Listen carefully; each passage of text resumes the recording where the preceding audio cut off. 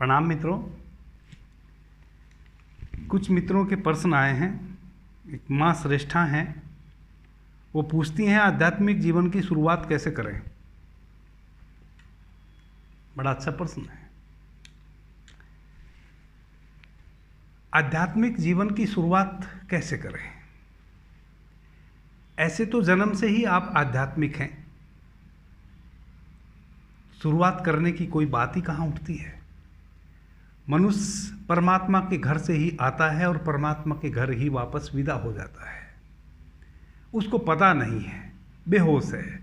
उस बेहोशी में हम यह समझ बैठते हैं कि क्या हम कभी आध्यात्मिक होंगे? नहीं, हम सदा से सदैव से आध्यात्मिक ही हैं। अध्यात्म कोई ऐसी चादर नहीं है जिसको ओढ़ लिया जाए। अध्यात्म तो हम लेके ही पैदा हुए हैं। फिर भी प्रश्न उठता है। हाँ, प्रश्न अपनी जगह सही है, सच है। क्योंकि जन्म से तो हम आध्यात्मिक हैं, लेकिन हमारे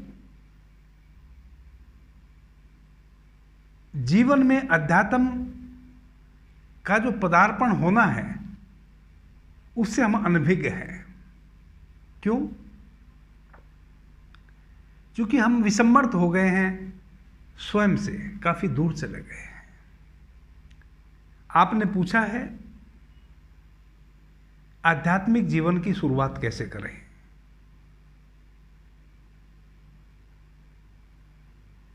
उस परमपिता परमात्मा को धन्यवाद देने से, जिसने आपको इस पृथ्वी पे लाया। सबसे पहले उस माता पिता को धन्यवाद देना जिसके माध्यम से हम इस धरा पे आए। फिर उस प्रकृति को धन्यवाद देना जिसने हमें इतनी सुंदर काया दी, जिसने हमें देखने की आंखें दी, जिसने हमें सुनने के लिए कान दिए, जिसने हमें सुगंध के लिए नासा दी, स्वाद के लिए जिह्वा दी।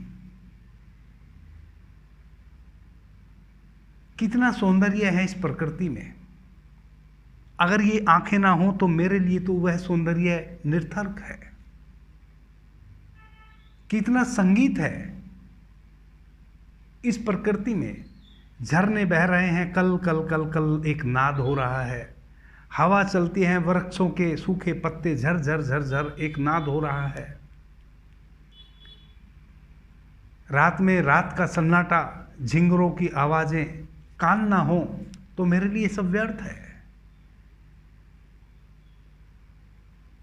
परमात्मा ने इस प्रकृति को सौंदर्य से भरा और मुझे उस सौंदर्य को देखने की आंखें दी।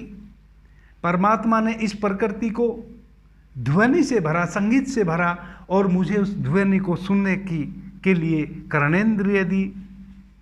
परमात्मा ने इस अस्तित्व में कितने फल फूल इत्यादि